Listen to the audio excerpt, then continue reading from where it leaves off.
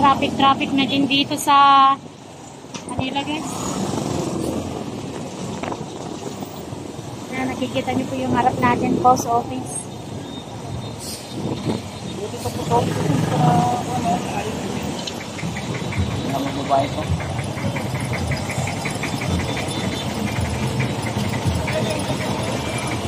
So aside sa nagrarally sa EDSA at saka sa Mendiola, ay meron din po dito sa may Liwasang Bonifacio.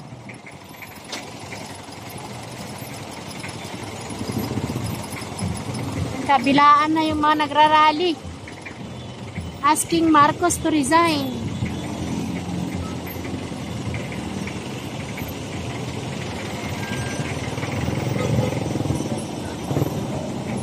Mababa ito. Oh, mababa ito. Kanina mga 15. Ito yung sa mga manggagawa.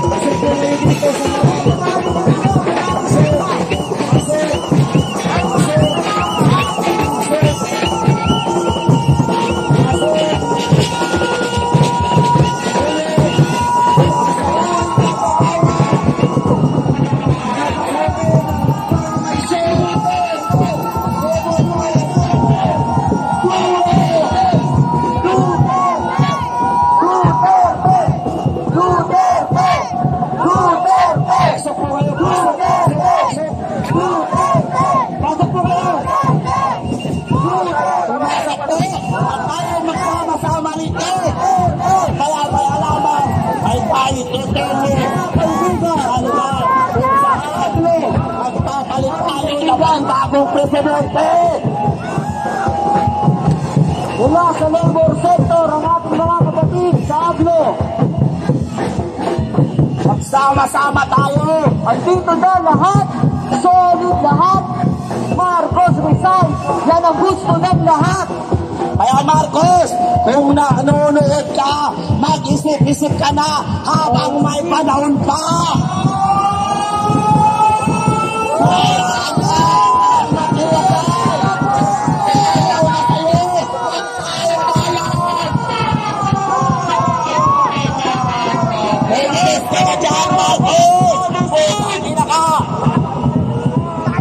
Lahat ng mapagsamantala, palalusin!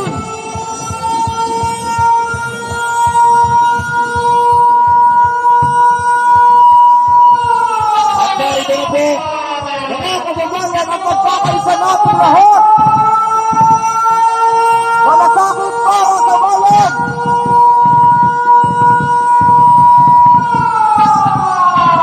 Ating katatahayan, mga kaibigan, ang pagmamalasakitan ng isa't isa sa bayan. Marcos Rizal! Marcos Rizal! Lakasan! Marcos Rizal! Lakasan! Lakasan! Marcos Rizal! Palakas! Marcos Rizal! Marcos Rizal! Marcos Rizal! Marcos Rizal!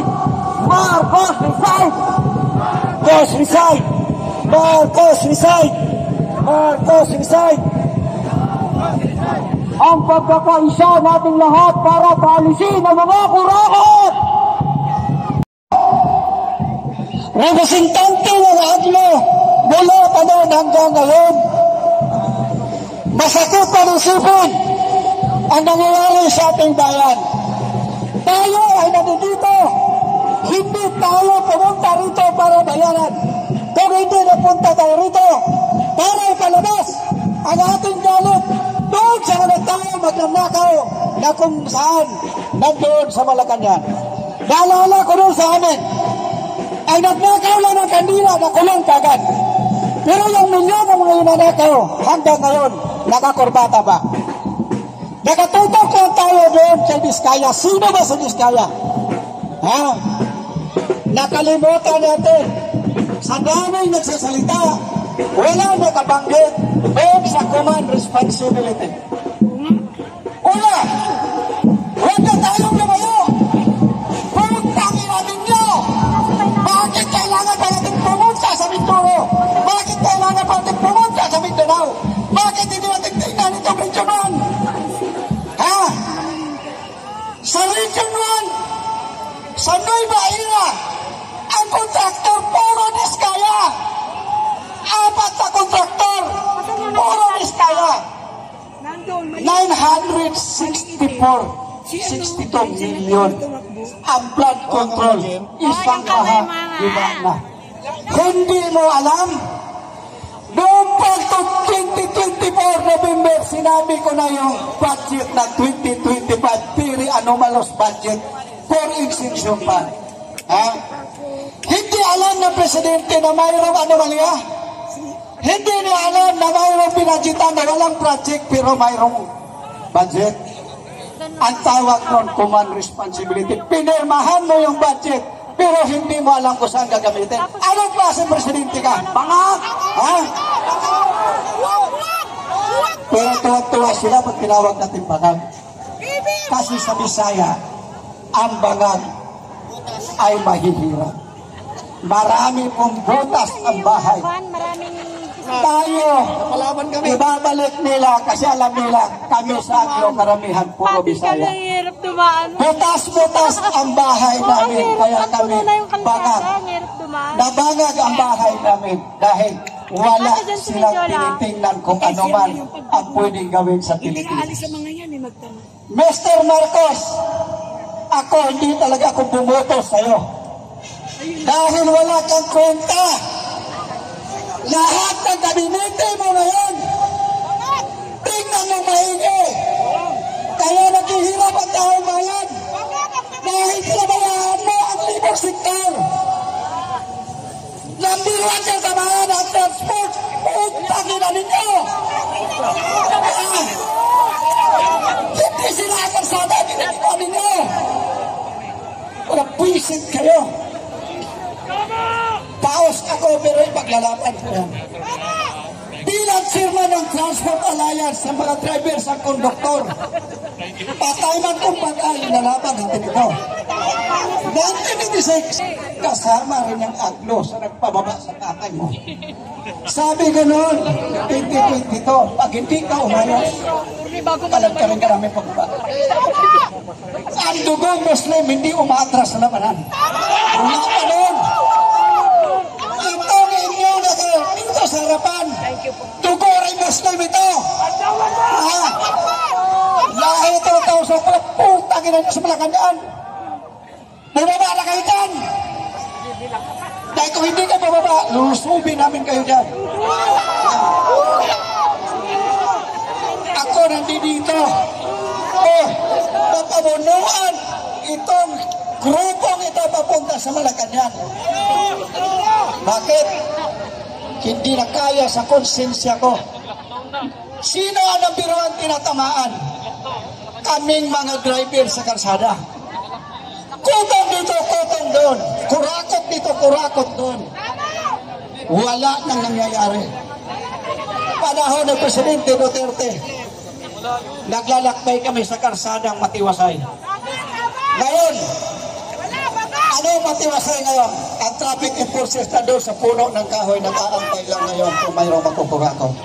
Saan tatakbo ang justisya? Pulis, sundalo, hindi namin kayo kalaban. Pero ang pinagsisilbihan ninyo, taong bayan, hindi yung personal ng taong nag-iisa. Ha? Basahin ninyo ang konstitusyon, parehas na ng pinanggalingan. Hindi ako abogado, pero alam ko yan. Dito ako sa loob. Dapat ang pinagsisilbihan natin, ito mga naapi na taong bayan. Tama! Alam nitong animal na yun na Martin Romaldes na mayroong nangyayari ngayon, mag-resign, lumipat na. Mayroon yan dalawang jet na luxury jet. Tira natin yan. Pagtayan natin yan, hindi makasibat na sa bahay niya. Pero balita ko, wala na yan, isinibat na rin. Dahil tayo ay mabagal, hindi tayo nagkakaisa. Tayo na! Baka nandun dito! Nakahanda na ba tayo maging-pag-isa? Hindi tayo natatakot ka naman yung barikada dahil hindi tayo maging-pag-away sa kanila. Karapatan natin ang pinagalaban natin! Hindi na pwede ang nangyayari ngayon. Sasabihin, bakit tayo nagkagaganito? Nagkaganito tayo dahil sa'yo, gago ka. Ha? Nagkaganito tayo. Kaya lang si Sir pagkasamahan natin. Ayun mga kababayan, nakapag-merienda na po ba kayo? Meron na po ba kayong lakas? Ito lang naman po, maikling announcement ko sa lahat po. Kasama yung mga nakaupo dyan sa baligid. In 30 minutes time, aatakin natin ang Mindanao! Pagpili naman kayo! Pagpo tayo na mag-handle sila! 30 minutes time, mag-ready na kayo! Salamat! Go! Nag-lockdown na doon! Itutuloy ko lang saglit ha bago ko matapos. Bago ko ito tatapusin. Andun pa rin, andun pa rin. Bago ko ito tatapusin.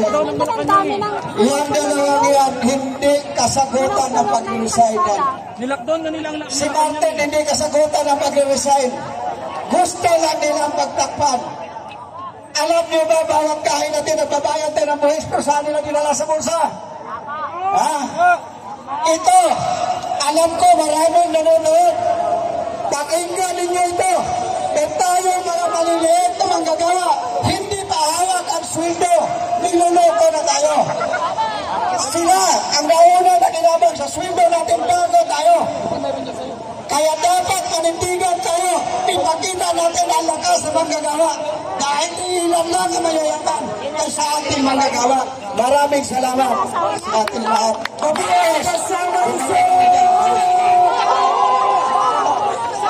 Mga kababayan, dumating na po tayo sa punto na kinakailangan na natin kumilos. Handa na ba tayo lahat? Handa na ba tayo pumapakain ng parang? Handa na ba tayo? Handa na tayo? Mula rito, tayo ay lalakad sa palasyo ng Malacanang. Buwan na taon!